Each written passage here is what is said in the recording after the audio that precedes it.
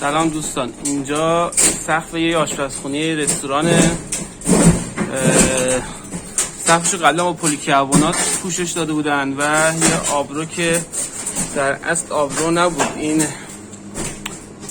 میشه گفت چارچوب ایرانی بود، چارچوب درب ایرانی بود که به صورت به عنوان آبرو استفاده کردن. قرار شد حالا این آبرو رو عوض بکنیم و ان شاءالله این پوشش سقف رو هم عوض کنیم که دیگه آب نده.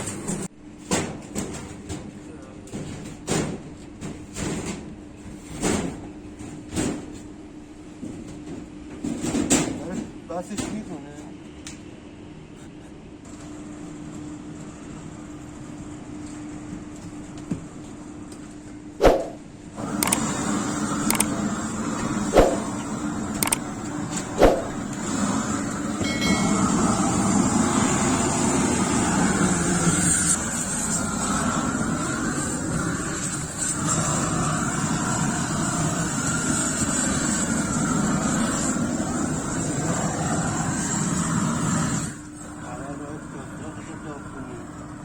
نه حالا عدد میپرستم، اینجا صدا نمیاد.